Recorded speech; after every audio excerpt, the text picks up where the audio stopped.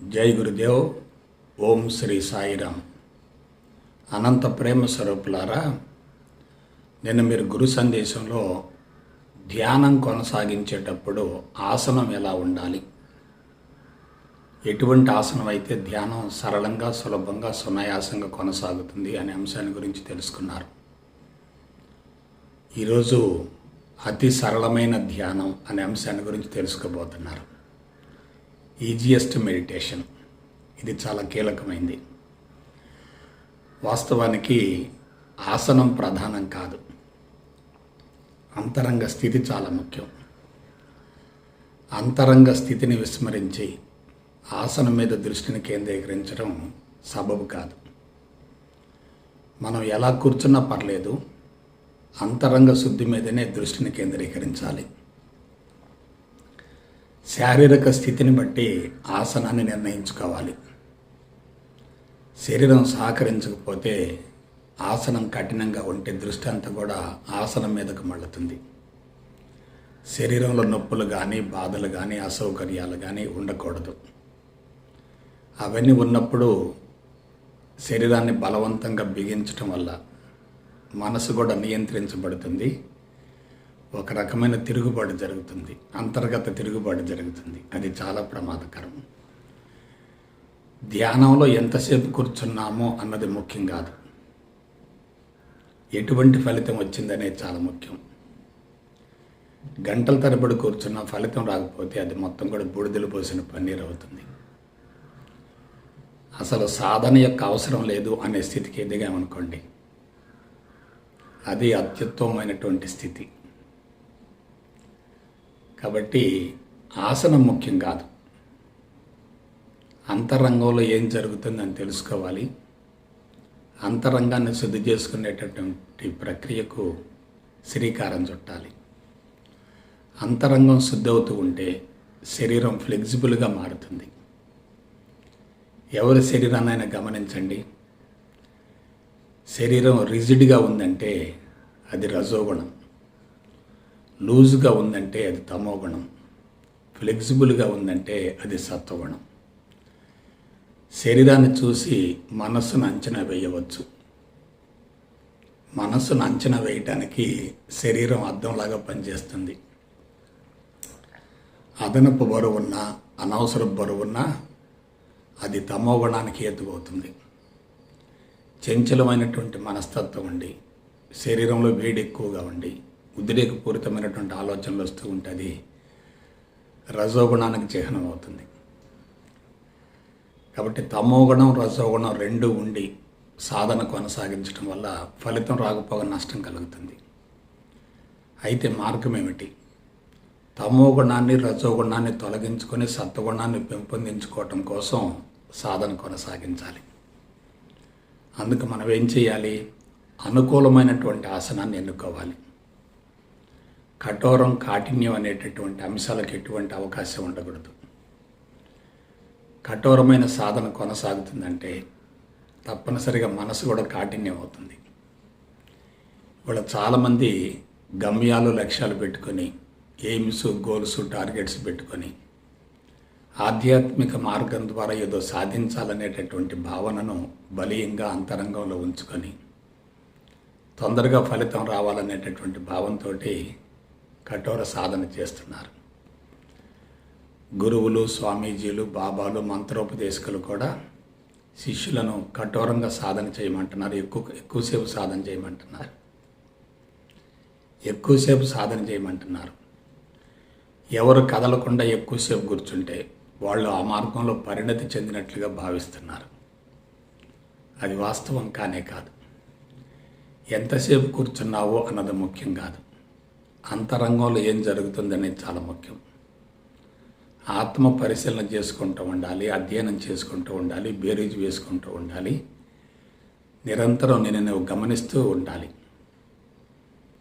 ఎప్పుడైతే శారీరకంగా, మానసికంగా పురోభివృద్ధి జరుగుతుందో సాధన కూడా ఉన్నతంగా ఉన్నట్లు భావించాలి. శరీరం బలహీనపడుతున్నా, మానసిక ఒత్తిడి ఎక్కువగా ఉన్నా, ఉన్న రుగ్మతలు తొలగిపోకపోగా క్రొత్త రుగ్మతలు సంభవిస్తున్నాయన్న వీటన్నిటికీ మూల కారణం ఏంటంటే సాధన ఎక్కడో పొరపాటుగా కొనసాగుతుందని తెలుసుకోవాలి. మానవ మేధస్సు చాలా సున్నితమైంది. సున్నితమైనటువంటి మేధస్సు మీద బలవంత ప్రయోగాలు చేయకూడదు. అంతరంగ సంస్కారాలు కరిగిపోతూ ఉంటే శరీరం ఆరోగ్యంగా తయారవుతుంది, ఫ్లెక్సిబుల్గా తయారవుతుంది, కాంతివంతంగా తయారవుతుంది, తేజోవంతంగా తయారవుతుంది. ఆ విధంగా మనిషి ఆధ్యాత్మిక మార్గం పట్ల ఆసక్తిని పెంచుకునే అవకాశం ఉంటుంది. ఆధ్యాత్మిక మార్గంలో ప్రవేశించి 3 ఏళ్ళు 4 ఏళ్ళు సాధన చేసిన తర్వాత రుగ్మతలు తొలగిపోకపోయినా, అదనంగా రుగ్మతలు సంభవించిన ఆ మార్గానికే కళంకం వస్తుంది. ఆధ్యాత్మిక మార్గం పట్ల ఆసక్తి తగ్గిపోతుంది.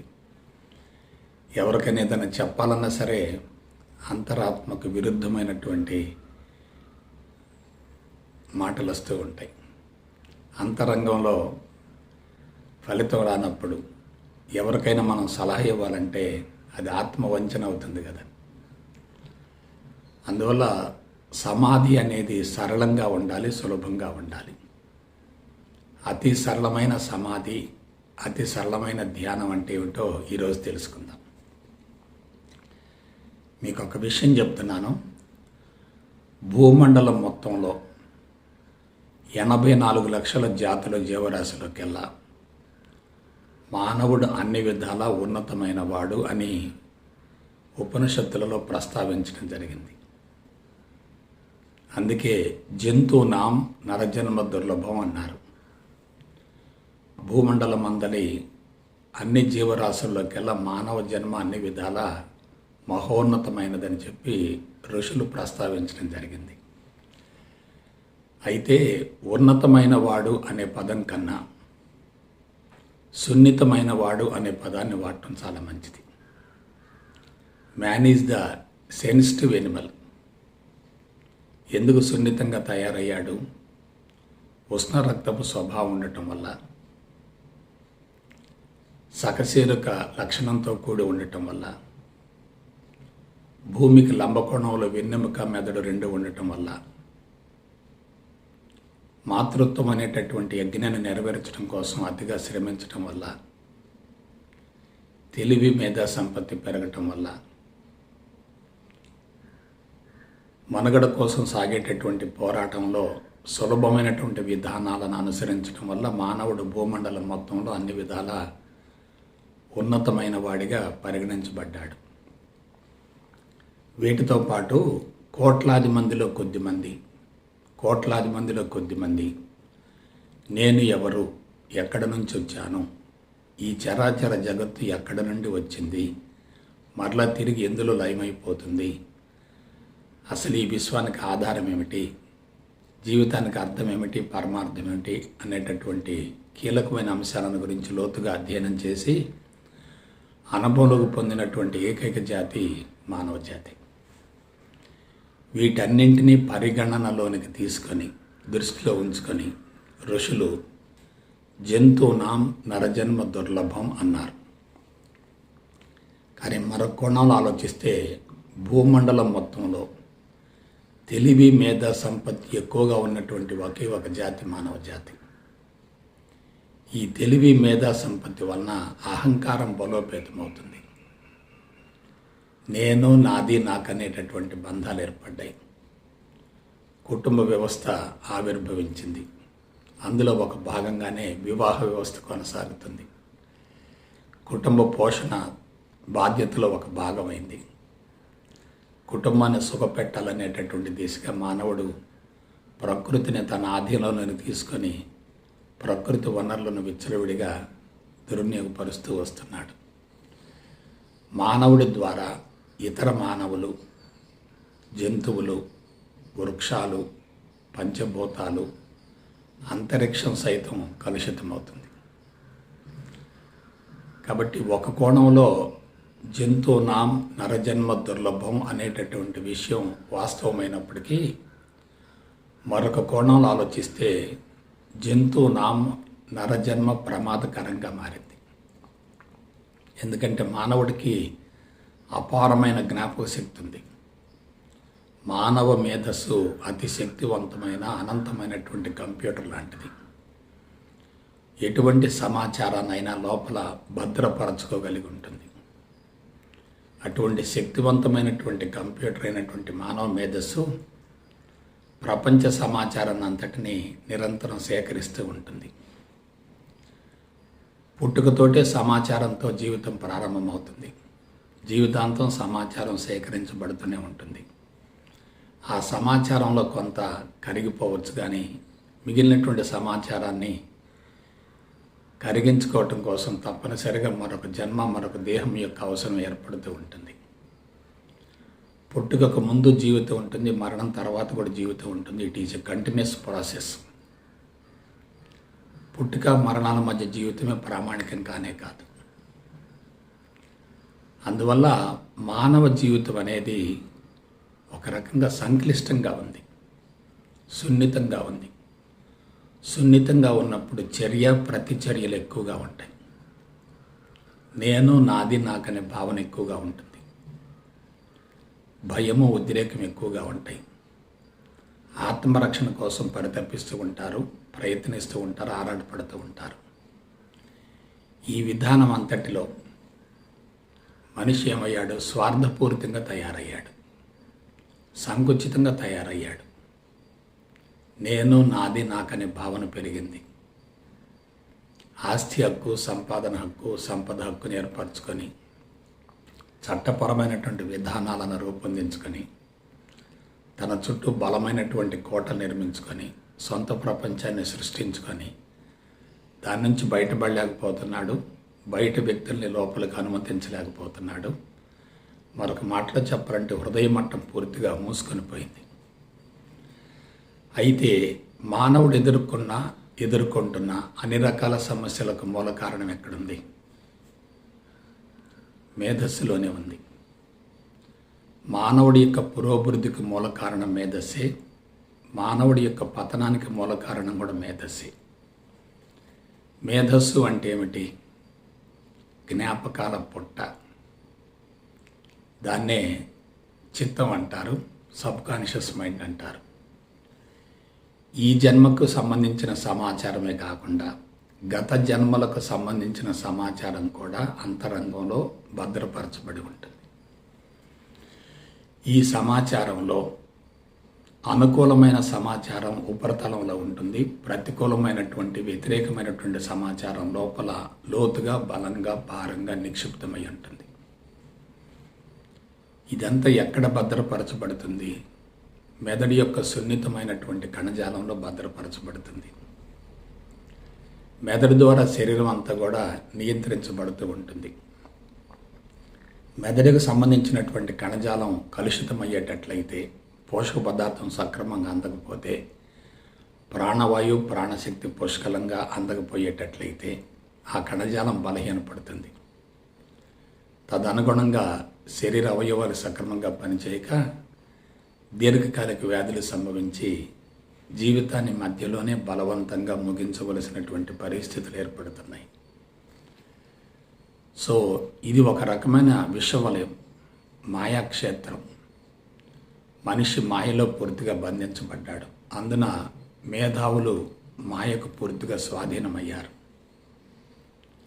వారు ప్రకృతికి విరుద్ధమైన జీవన విధానాన్ని అనుసరిస్తూ భౌతిక పరమైనటువంటి అభివృద్ధి మీద దృష్టిని కేంద్రీకరించడం వల్ల ప్రపంచం మొత్తం అస్తవ్యస్తంగా, అయోమయంగా, గందరగోళంగా తయారైంది.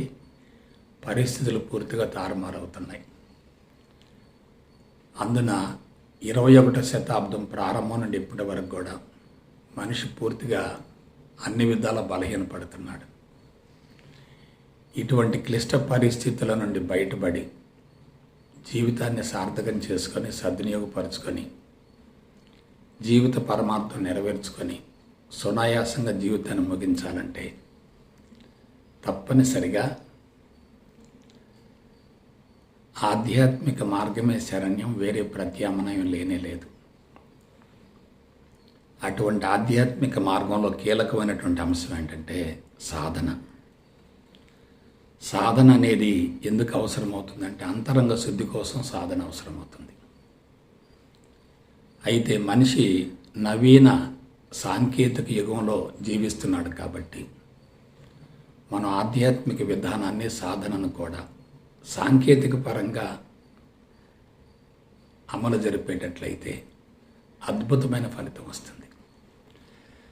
మీకు ఈ సందర్భంగా ఒక విషయాన్ని తెలియజేస్తున్నాను. మానవ జీవితం చాలా సులభం. మానవుడు కావాలని దాన్ని క్లిష్టంగా తయారు చేసుకొని ఆ కష్టం నుండి బయటపడటం కోసం విపరీతంగా శ్రమిస్తున్నాడు. అటువంటి మానవ జీవితానికి అర్థం పరమార్థం చేకూర్చేటటువంటి ఆధ్యాత్మిక మార్గం కూడా చాలా సులభం. Easiest subject on the earth ఏమిటంటే ఆధ్యాత్మిక మార్గమే, ఆధ్యాత్మిక విధానమే. Easiest subject on the earth ఏంటంటే ఆధ్యాత్మిక జీవన విధానమే. కానీ దురదృష్టవశాత్తు మనిషి బాహ్యపరమైనటువంటి అంశాలకు ప్రాధాన్యతనివ్వటం వల్ల ఆధ్యాత్మికతను పూర్తిగా విస్మరించాడు. ఇక మరొక విషయం, ఆధ్యాత్మిక మార్గంలో కీలకమైనది ఏంటంటే సాధన, అదే ధ్యానం, అదే సమాధి, అదే ధారణ, ఏకాగ్రత వగైరా వగైరా. ఇవి కూడా చాలా సులభం. చాలామంది కష్టం అంటున్నారు. ఎందుకు కష్టం అంటున్నారంటే ఆ విధానాన్ని గురించి శాస్త్రీయపరమైనటువంటి అవగాహన లేనందువల్ల కష్టంగా భావిస్తున్నారు. అది వాస్తవం కానే కాదు. ఈజియెస్ట్ సబ్జెక్టు స్పిరిచువాలిటీ, ఈజియెస్ట్ మార్గం కూడా సాధనే. అందులో ధ్యానం, సమాధి వంటివి ఇంకా సులభమే. అందువల్ల సాంకేతిక పరమైనటువంటి విధానాన్ని అనుసరించగలిగితే తప్పక సత్ఫలితం వస్తుంది. దాని గురించి తెలుసుకుందాం.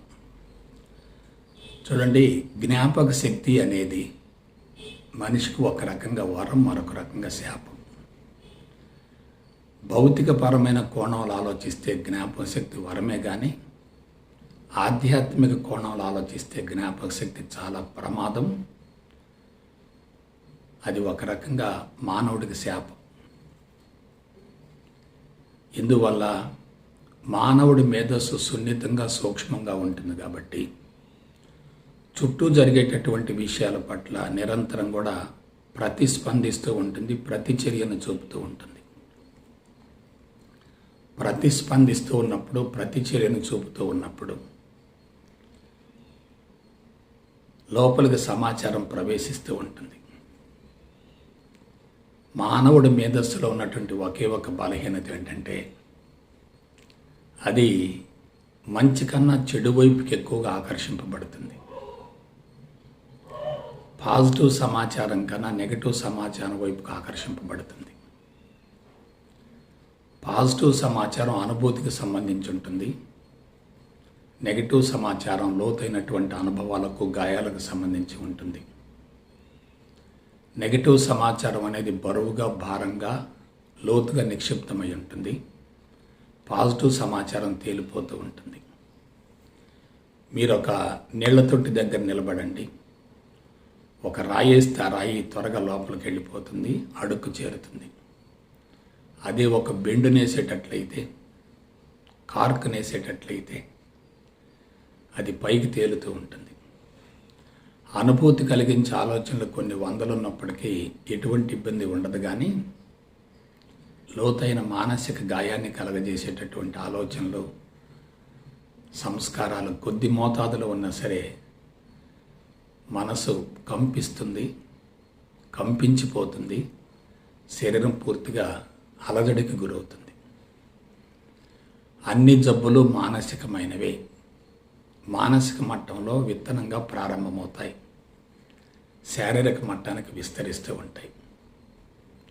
కాబట్టి మానసిక మట్టంలో ఉత్పన్నమయ్యేటటువంటి మూల కారణాన్ని తొలగించగలిగితే శరీరం ఆరోగ్యంగా ఉంటుంది.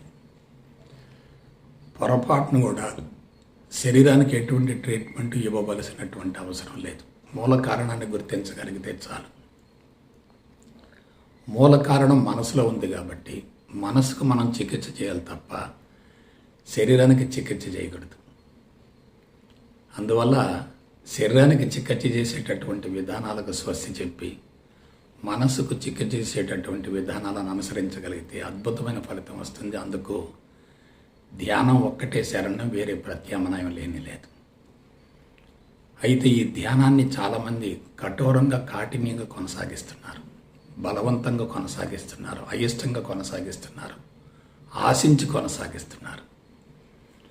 ఆశించి కొనసాగిస్తున్నప్పుడు మనసంతా ఆశించిన దాని వైపుకే ఆకర్షింపబడుతుంది, దాని గురించి ఆలోచిస్తూ ఉంటుంది.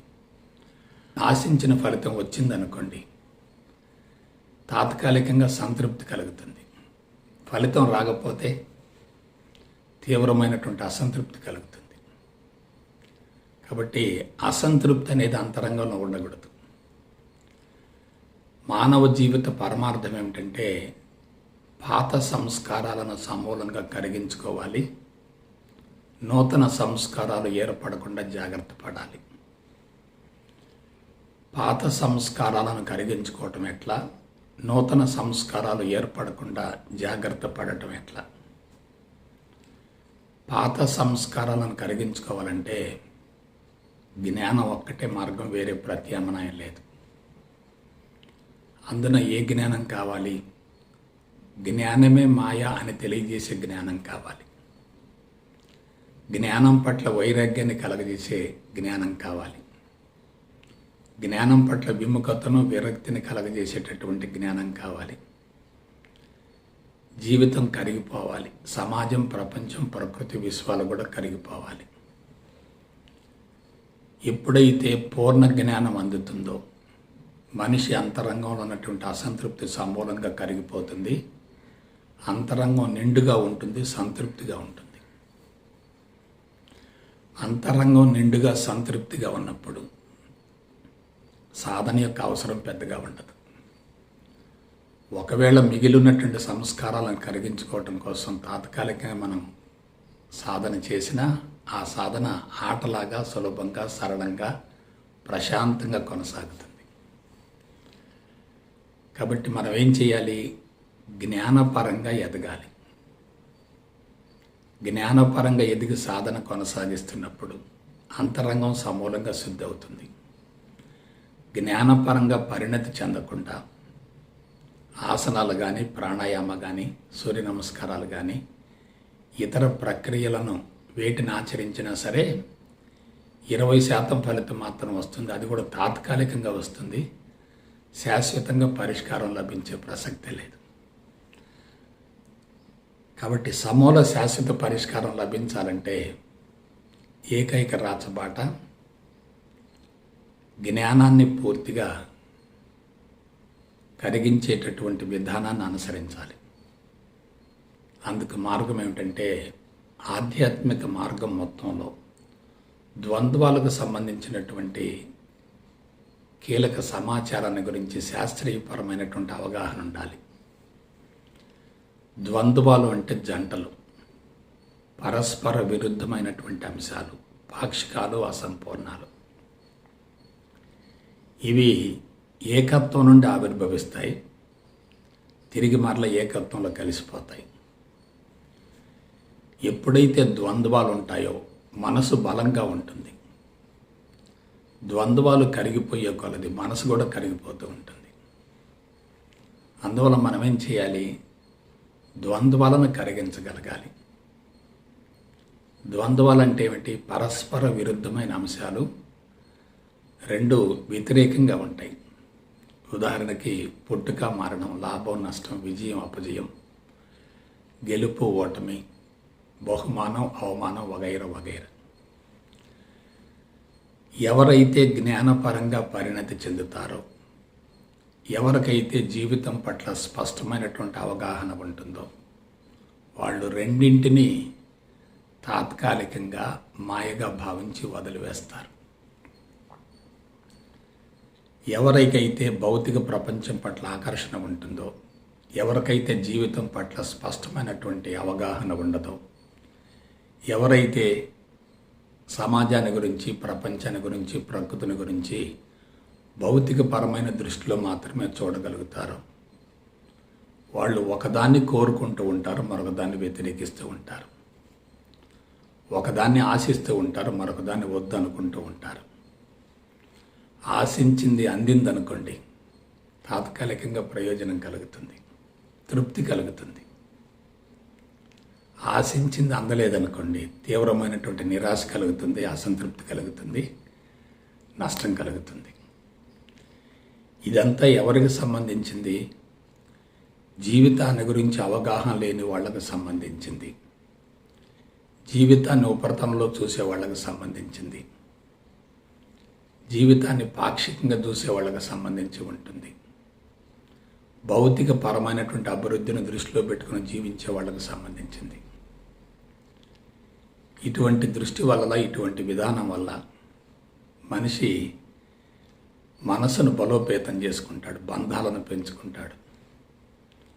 మనం ఒకదాన్ని వ్యతిరేకిస్తున్నాం అనుకోండి, అది లోతుగా బలపడుతూ ఉంటుంది. లోతుగా బలపడుతున్నప్పుడు మనం ఆశించింది లభించదు కదా. వ్యతిరేకించింది వస్తూ ఉండి ఆశించింది లభించినప్పుడు అంతరంగం ఎలా ఉంటుందో మీరు కొంచెం ఆలోచించండి. అంతరంగం ఇంకా కలుషితం అవుతుంది. కాబట్టి మనం ఈజియెస్ట్ వేలో సాధన కొనసాగించాలన్నా, ధ్యానం కొనసాగించాలన్నా దానికి ఒకే ఒక మార్గం ఏంటంటే మెంటల్ ప్రిపరేషన్ ఉండాలి, మానసిక సంసిద్ధత ఉండాలి, దైనందిన జీవితం మారాలి, జీవన విధానం మారాలి, జీవన సరళి మారాలి, జీవన శైలి మారాలి, ఆలోచన విధానం మారాలి. మన జీవితమే సాధనగా మారేంతగా మన మనసు విస్తరించాలి, హృదయ మట్టం వికసించాలి. ప్రస్తుతం జరుగుతున్నటువంటి పొరపాటు ఏంటంటే మానవుడు సున్నితమైనటువంటి స్వభావం కలిగినందువల్ల శారీరక మమకారాన్ని పెంచుకొని ఇంద్రియాలను ఉద్రేకపరుస్తూ శారీరక మానసిక మట్టాలకే పరిమితమై మనసును అశాంతికి అసంతృప్తికి గురి చేస్తూ బుద్ధిని పక్షపాతంలో ఉంచుకుంటూ హృదయ మట్టాన్ని మూసివేసి కఠోరంగా కాఠిన్యంగా సాధన చేస్తున్నారు. ఎవరైతే కఠోరంగా కాఠిన్యంగా సాధన చేస్తారో వాళ్ళు మానసికంగా ఎదగనట్లు లెక్క. సంకుచితంగా స్వార్థంగా ఆలోచిస్తూ ఎప్పుడైతే సాధన కొనసాగిస్తారో, జీవన శైలి మారకుండా సాధన కొనసాగించేటట్లయితే ఏమవుతుంది? అంతరంగంలో ఉన్నటువంటి అసంతృప్తి, అశాంతి, చెడు, నెగిటివ్ అంతా కూడా ఇంకా బలపడుతుంది. దాని ప్రభావంతో శరీరం బలహీనపడుతుంది. కాబట్టి సాధన అనేది ఈజియెస్ట్ వేలో ఉండాలి. అసలు సాధన చేయటమే అపరిపక్వత అనే భావన బలీయపడాలి. సాధన కొనసాగించటం అనేది ప్రాథమిక దశ అనేటటువంటి విషయాన్ని గ్రహించగలగాలి. మరి పరిష్కారం ఏమిటి? ఆధ్యాత్మిక మార్గానికి జ్ఞానమే ప్రాణం. జ్ఞానపరంగా ఎదిగినటువంటి వ్యక్తి పాజిటివ్ నెగిటివ్ రెండింటినీ సమానంగా స్వీకరిస్తాడు, కలిపి చూస్తాడు, ఒకదానిలో మరొక దాన్ని చూసుకుంటాడు, ఒకటి మరొక దానికి ప్రతిరూపం అనుకుంటాడు, రెండింటిని అవసరమైతే వదిలేస్తాడు. నెగిటివ్ను వ్యతిరేకించకుండా, పాజిటివ్ను ఆశించకుండా రెండింటినీ మాయగా భావించి వదిలేయగలిగితే ఇక సాధన యొక్క అవసరం ఏముంది? కాబట్టి జీవిత పరమార్థం నెరవేరాలంటే, జీవిత లక్ష్యం నెరవేరాలంటే మనం బ్రతికుండగానే సంస్కారాలు సమూలంగా కరిగిపోవాలంటే, జీవితాన్ని సార్థకం చేసుకోవాలంటే, సద్వినియోగపరచుకోవాలంటే ఒకే ఒక పాశుపతాస్త్రం, పరిపూర్ణ జ్ఞానం. పరిపూర్ణ జ్ఞానం అందిన తర్వాత ఏ ఆసనంలో ఉన్నా, ఎలా కూర్చున్నా, ఎలా ఉన్నా నిరంతరం దానిని గురించినటువంటి విచారణ, విశ్లేషణ కొనసాగిస్తూ ఉండేటట్లయితే మనిషి అంతరంగం దశల వారీగా ఖాళీ అవుతూ ఉంటుంది. జన్మ జన్మలుగా సంక్రమించినటువంటి సంస్కారాలు కూడా సమూలంగా కరిగిపోతాయి. అందులో ఎటువంటి సందేహం లేదు. మనం క్రీస్తు పూర్వం నాటి విధానాలను నవీన మేధస్సుల మీద బలవంతంగా ప్రయోగించకూడదు. అందున 21వ శతాబ్దంలో మనిషి చాలా సున్నితంగా సూక్ష్మంగా తయారయ్యాడు. సైకలాజికల్ ప్రాబ్లమ్స్ బాగా పెరుగుతున్నాయి. మనోవైకల్యం పెరుగుతుంది. మానసిక అస్వస్థత పెరుగుతుంది. మనిషిలో విపరీతంగా ఇరిటేషన్స్ వస్తున్నాయి. చంచలత్వం పెరుగుతుంది. అస్థిమితం పెరుగుతుంది. ఆవేశం పెరుగుతుంది. విప్లవాలు పెరుగుతున్నాయి. తిరుగుబాటు పెరుగుతుంది. ఇటువంటి విధానంలో ఉన్నటువంటి మనసు మీద మనం ఏమాత్రం బలవంత ప్రయోగాలు చేసినా అది చాలా ప్రమాదకరం. అందుకని నేను అనుసరించినటువంటి విధానాన్ని మీకు తెలియజేస్తున్నాను. నేను ఏనాడు కఠోరంగా సాధన చేయలేదు. కఠోరంగా సాధన చేసిన రోజు నాకు మానసికంగా అనీజీగా ఉండేది. కోపం చికాకు ఎక్కువగా వస్తూ ఉండేవి. నేను గమనించుకుంటూ ఉండేవాడిని. కోపం చికాకు ఎక్కువ వస్తున్నాయంటే మనం అనుసరించినటువంటి విధానంలో ఎక్కడ లోపం ఉన్నట్లే కదా. నేను దాన్ని పట్టుకున్నాను. అసలు మనిషికి సమస్యలనే ఎందుకు వస్తున్నాయి, ఎక్కడి నుంచి వస్తున్నాయి? అన్ని సమస్యలకు మూలం మనసే కదా. మనసు అంటే మాయకు ప్రతిరూపం కదా. మాయ అంటే మనిషిని విచక్షణ కోల్పోయే విధంగా తయారు చేస్తుంది కదా. కాబట్టి మనం దేనికి ట్రీట్మెంట్ ఇవ్వాలి? మనసుకు ట్రీట్మెంట్ ఇవ్వాలి. శరీరానికి ట్రీట్మెంట్ ఇవ్వాల్సినటువంటి అవసరం లేదు. మన మనసుకు ట్రీట్మెంట్ ఇచ్చేటట్లయితే జన్మలుగా సంక్రమించినటువంటి అన్ని రకాల సంస్కారాలు సమూలంగా దగ్ధమవుతాయి. కాబట్టి మనం మనస్సు మీద దృష్టిని కేంద్రీకరించాలి తప్ప శరీరాన్ని గురించి ఆలోచించకూడదు.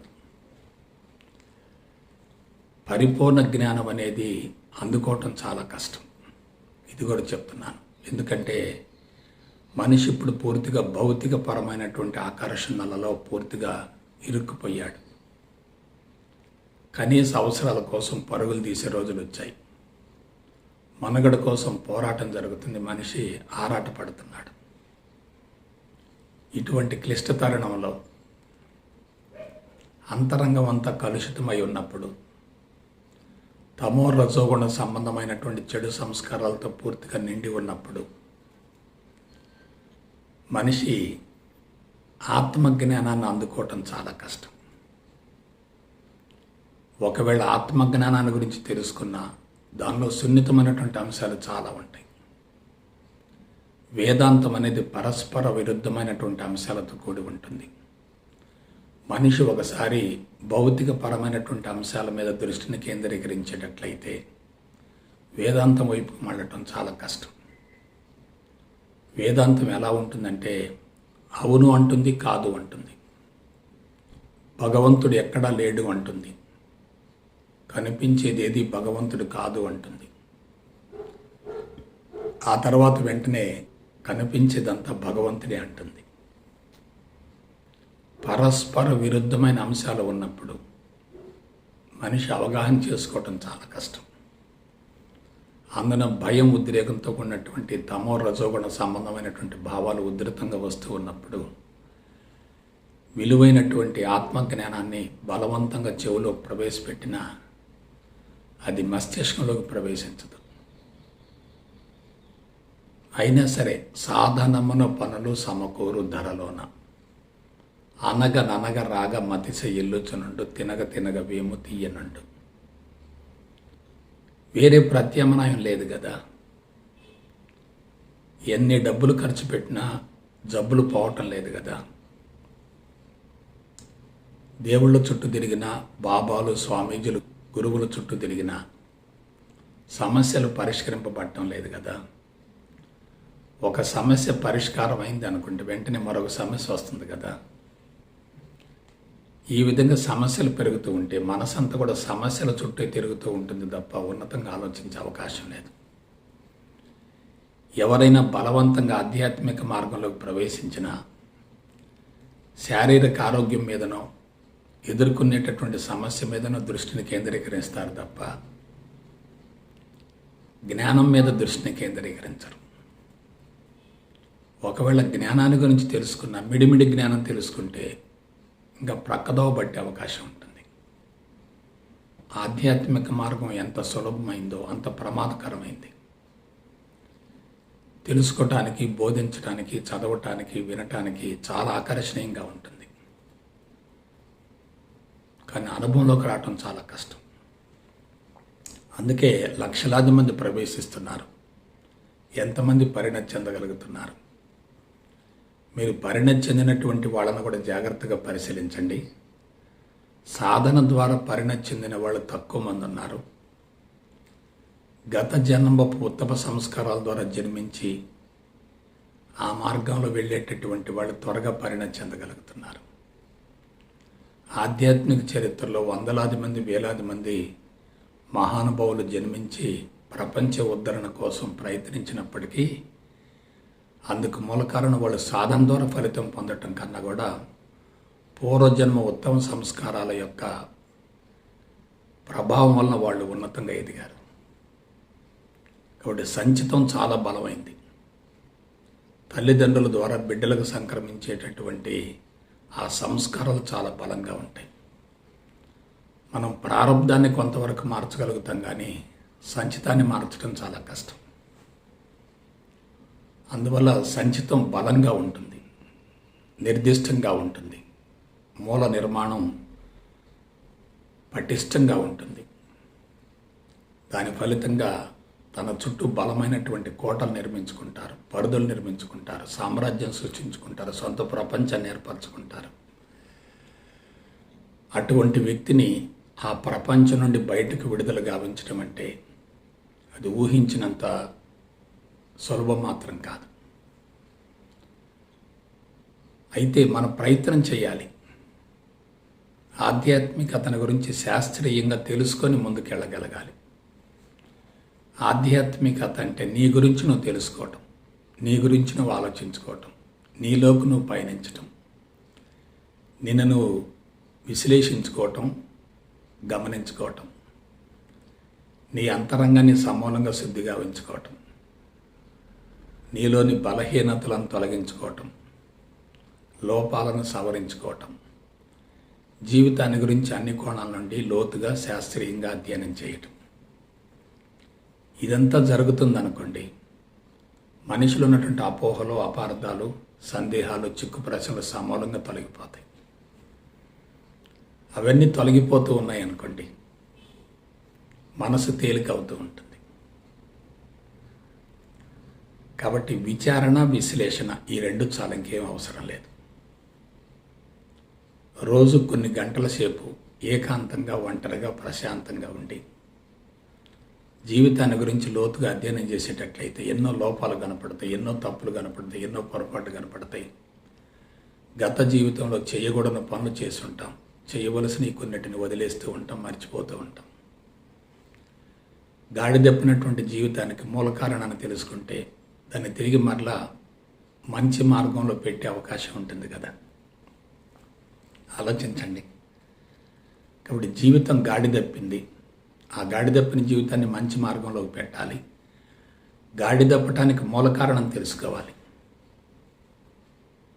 ఎందుకు గాడిదప్పింది అనే మూల కారణాన్ని తెలుసుకోవాలి. సరైనటువంటి మార్గంలో పెట్టే అవకాశాన్ని ఏర్పరచాలి. పక్క వాళ్ళ గురించి ఆలోచిస్తూ ఉన్నాం అనుకోండి, పరధ్యానం పెరుగుతుంది. మన గురించి మనం ఆలోచించుకుంటూ పరివర్తన, పశ్చాత్తాపం చెందగలిగితే, చేసినటువంటి పొరపాట్లను, తప్పులను సరిదిద్దుకోగలిగితే, ఎవరి మీద వ్యతిరేకతను పెంచుకో. నీ సమస్యలకి, కష్టాలకి, నష్టాలకి, బాధలకి, ఇబ్బందులకి, అవమానాలకి, అపజయాలకి, ఓటములకు, వైఫల్యాలకు మూల కారణం నీవే అనుకున్నప్పుడు వేరే వాళ్ళ మీద నింద వేసే ప్రసక్తి లేదు. బాధ్యతను స్వీకరించిన ప్రతి వ్యక్తి భగవంతుడవుతాడు. బాధ్యతను విస్మరించిన ప్రతి వ్యక్తి సామాన్యుడవుతాడు. కాబట్టి బాధ్యతను స్వీకరిస్తే తప్పనిసరిగా ఎవరిని నిందించే ప్రసక్తి లేదు. వేరే వాళ్ళ పట్ల ఆవేశంగా, కక్షతోటి, కార్పణ్యాలతోటి, ఈర్ష్యతోటి, ద్వేషంతోటి, పగతోటి, ప్రతీకారంతో మనం జీవిస్తూ ఉన్నాం అనుకోండి, అట్టి స్థితిలో సాధన చేసిన కలిగేటటువంటి ప్రయోజనం ఏముంటుంది? దైనందిన జీవితం స్మూత్గా, నల్లేరు మీద బండిలాగా ప్రశాంతంగా కొనసాగుతూ ఉందనుకోండి, జీవితమే సాధనగా మారుతుంది కదా. ఇంకా ప్రత్యేకంగా సాధన కొనసాగించవలసిన అవసరం ఏంటి? మీకు మరొక కీలక అంశాన్ని గురించి తెలియజేస్తున్నాను. ఏంటంటే అది ఆధ్యాత్మిక మార్గంలోకి ప్రవేశించిన తర్వాత తీసుకునేటటువంటి నిర్ణయాల్లో ఏదైనా పొరపాటు జరిగినా, ఆలోచన విధానంలో ఏదైనా లోపం ఉన్నా వెంటనే తెలిసిపోతుంది. ఎందుకంటే విశ్లేషణ ఉంటుంది, విచారణ ఉంటుంది. విశ్లేషణ, విచారణ రెండు ఉన్నాయనుకోండి, తప్పనిసరిగా మనిషి రెండు కోణాలు చూస్తాడు. విశ్లేషణ, విచారణ లేవనుకోండి, పాక్షికత ఉంటుంది, పక్షపాతం ఉంటుంది. ఒకే కోణంలో ఆలోచిస్తారు. ఒకే కోణంలో ఆలోచించినప్పుడు తప్పనిసరిగా నేను చేస్తున్నది కరెక్ట్ అనుకుంటారు. వేరే వాళ్ళ మాటలకి, సలహాలకి ప్రాధాన్యతనివ్వరు. పైగా మూర్ఖత్వం ఉంటుంది, తెలివి తక్కువతనం ఉంటుంది, ఆవేశం ఉంటుంది. తన మాటకి ఎవరు ఎదురు చెప్పినా సరే సహించే ప్రసక్తే ఉండదు. ఈ విధంగా దైనందిన జీవితం అస్తవ్యస్తంగా ఉన్నప్పుడు, సమస్యలు తలెత్తినప్పుడు, వాటి పరిష్కారం కోసం ఆధ్యాత్మిక మార్గంలోకి ప్రవేశించినప్పటికీ ఆ సమస్యలకు మూల కారణం ఎక్కడుంది అనే దాని గురించి విశ్లేషించుకునేటట్లయితే మనిషి సొల్యూషన్కి వస్తాడు. విశ్లేషించుకోకుండా బలవంతంగా సాధన కొనసాగించేటట్లయితే ఆభాసు పాలవుతాడు. ఆధ్యాత్మిక మార్గంలో ప్రవేశించి సాధన కొనసాగించే వాళ్ళని మీరు జాగ్రత్తగా పరిశీలించండి. ఆధ్యాత్మిక మార్గానికి అతుక్కుపోతున్నారు, అదే సర్వస్వం అనుకుంటున్నారు. కానీ మీరు నేను తెలుసుకోవలసినటువంటి నగ్న సత్యం ఏంటంటే ఆధ్యాత్మికత కూడా బంధమే. భౌతికవాదం ఎలా బంధం అవుతుందో, లౌకిక జీవితం ఎలా బంధం అవుతుందో, ఆధ్యాత్మిక మార్గం కూడా బంధమే కదా. బంధం అని తెలిసినప్పుడు దాన్ని వదిలేస్తాం. అదే పరిష్కారం అని చెప్పి అతుక్కుపోయామనుకోండి, మనం తప్పనిసరిగా సమత్వాన్ని, సమతుల్యాన్ని కోల్పోతాం. సమత్వాన్ని, సమతుల్యాన్ని కోల్పోయి సాధన చేస్తే ఏమవుతుంది? సాధన కూడా సమత్వంలో ఉండదు, సమతుల్యంలో ఉండదు, తప్పుడు ఫలితం వస్తుంది, నష్టపోతాం. అందువల్ల అన్నిటికీ మూల కారణం మానవ మేధస్సు అయినప్పుడు, ఆ మేధస్సులో నిక్షిప్తమైనటువంటి సంస్కారాల మోతాదుని కరిగించుకోవాలి అనే భావన ఎప్పుడైతే ఉంటుందో, సంస్కారాల మోతాదు కరిగిపోతూ ఉండేటట్లయితే సమస్యల స్థానంలో పరిష్కారం కనిపిస్తుంది, రుగ్మతల స్థానంలో ఆరోగ్యం సిద్ధిస్తుంది, ప్రతికూలంగా ఉన్నటువంటి పరిస్థితులన్నీ అనుకూలమవుతాయి. భౌతిక ప్రపంచం పట్ల విముఖత, వ్యతిరేకత కలుగుతుంది. జీవితాన్ని గురించి ఆలోచించే విధానం మారిపోతుంది. గత జీవితంతో పోలిస్తే ప్రస్తుత జీవితం అన్ని విధాలా ఉన్నతంగా ఉంటుంది, అందులో ఎటువంటి సందేహం ఉండదు. గట్టిగా రిజిడ్గా ఉన్నటువంటి మనసు కూడా ఫ్లెక్సిబుల్గా తయారవుతుంది. సంకుచితంగా, స్వార్థంగా ఆలోచించేటటువంటి ఆలోచన విధానం కూడా విశాలమవుతుంది. మనసు విస్తరిస్తూ ఉంటుంది, వికసిస్తూ ఉంటుంది. అప్పటిక సమస్యలకు అవకాశం ఉండదు, పరిష్కారం వైపుకే జీవితం కొనసాగుతుంది. దైనందిన జీవితం ఎప్పుడైతే పరిష్కారం వైపుకి వెళుతూ ఉంటుందో, ఇక ప్రత్యేకంగా సాధన చేయవలసినటువంటి అవసరం ఉండదు. నీ జీవిత పుస్తకాన్ని నువ్వు చదువుకుంటే చాలు, వేరే పుస్తకాలు చదవలసిన అవసరం లేదు. వేరే వాళ్ళని గురించి కూడా ఆలోచించాలి, కానీ వాళ్ళ జీవితం ఎలా ఎదిగింది, ఎలా పతనమైంది, అందుకు మూల కారణం ఏంటి అని తెలుసుకుంటూ ఉంటే వాళ్ళ అనుభవాన్ని మన జీవితానికి అన్వయించుకోవచ్చు. కాబట్టి మన జీవితం అనంతమైన పుస్తకం అయితే సమాజం అనంతమైనటువంటి గ్రంథాలయం అవుతుంది. అటువంటి గ్రంథాలయం మనకు అన్ని విధాలా గురువు అవుతుంది, మార్గదర్శకం అవుతుంది. మనల్ని గురించి మనం తెలుసుకుంటూ ఉంటే అందరి గురించి అన్నిటి గురించి తెలిసిపోతుంది. మనల్ని మనం జయించగలిగితే అందరినీ జయించగలుగుతాం. మనల్ని మనం తెలుసుకుంటే అందరి గురించి తెలిసిపోతుంది. మన అంతరంగం శుద్ధి అయితే అందరి అంతరంగాల్ని మనం తెలుసుకోగలుగుతాం. పుస్తక పరిజ్ఞానం కన్నా అంతరంగ శుద్ధి ద్వారా ప్రపంచాన్ని పరిశీలించగలిగితే సమాచారం వేగంగా లోపలకు ప్రవేశిస్తుంది. ఎంత సమాచారం లోపలకు ప్రవేశించినా అది రికార్డు కాదు, ఎటువంటి ఇబ్బంది ఉండదు. దైనందిన కార్యక్రమాల్లో చురుగ్గా పాల్గొంటున్నప్పటికీ అలసట ఉండదు, విశ్రాంతిని కోరుకునే అవసరం కూడా ఉండదు. కాబట్టి సరళమైన మార్గాలు ఉన్నాయి, సులభమైన మార్గాలు ఉన్నాయి. సరళమైన, సులభమైన, సశాస్త్రీయమైన మార్గాలను ఎన్నుకునేటట్లయితే తక్కువ సమయంలో తక్కువ శ్రమతో ఎక్కువ ఫలితం వస్తుంది. అలా కాకుండా కఠోరం, కాఠిన్యం అనేటటువంటి విధానాలను అనుసరించేటట్లయితే సత్ఫలితం రాకపోగా ఆధ్యాత్మిక మార్గానికే కళంకం ఏర్పడుతుంది. నేను దీని గురించి గత 3 దశాబ్దాలుగా లోతైన పరిశోధన చేసి స్పష్టతను పొందాను. కాబట్టే గురు సందేశాలను అందించాలనేటటువంటి ఈ సుదీర్ఘమైన యజ్ఞానికి శ్రీకారం చుట్టాను. నాకు వచ్చినటువంటి అనుభవం నాతోనే అంతరించిపోకూడదు, సమాజానికి తెలియాలి. ఇవాళ తెలుసుకునే వాళ్ళు తక్కువగా ఉండొచ్చు, కానీ అవసరమైనప్పుడు అందుబాటులోకి వచ్చే విధంగా ఉంటే భావితరాలు ఉపయోగించుకుంటాయి. నేను సంపూర్ణ ఆరోగ్యాన్ని పొందాను కాబట్టే సందేశాలను అందించేటటువంటి అర్హతను పొందగలిగాను. శరీరంలో ఏమాత్రం రుగ్మతలు మిగులున్నా ఒక రకంగా సందేశాలను అందించేటటువంటి అర్హతకు నోచుకోకపోయేవాడిని. కాబట్టి సరళమైన మార్గాన్ని ఎన్నుకుందాం. కొంచెం ఆలస్యమైన పర్వాలేదు, సత్ఫలితం వస్తే అంతకు మించినటువంటి సౌభాగ్యమే ఉంటుంది.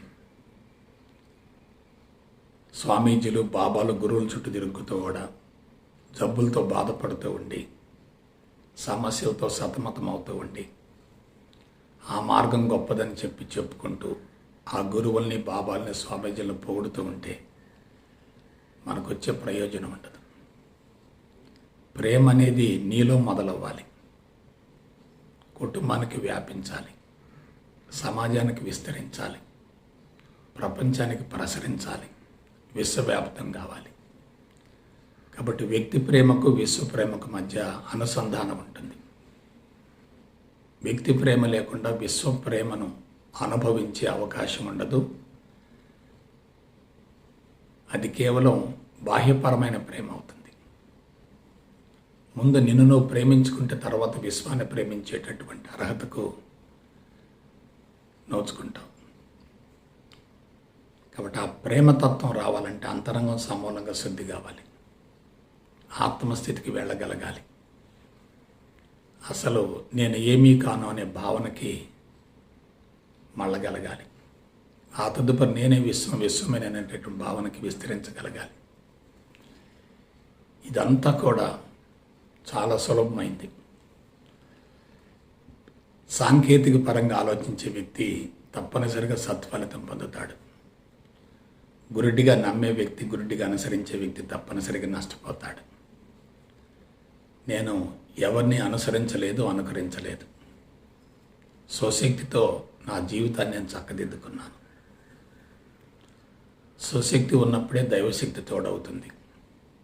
స్వశక్తిని విస్మరించి దైవశక్తి మీద ఆధారపడకూడదు. నీ నుండి ప్రయత్నం మొదలైతే విశ్వం నుండి సహకారం లభిస్తుంది. కాబట్టి బిడ్డలారా, సరళమైనటువంటి ధ్యానంతో అంతరంగాన్ని సమూలంగా శుద్ధి గావించుకొని జీవిత పరమార్థం నెరవేర్చుకుంటారని మనసా వాచ కర్మణ కోరుకుంటూ సెలవు తీసుకుంటా. జై గురుదేవ్, జై గురుదేవ్, జై గురుదేవ్.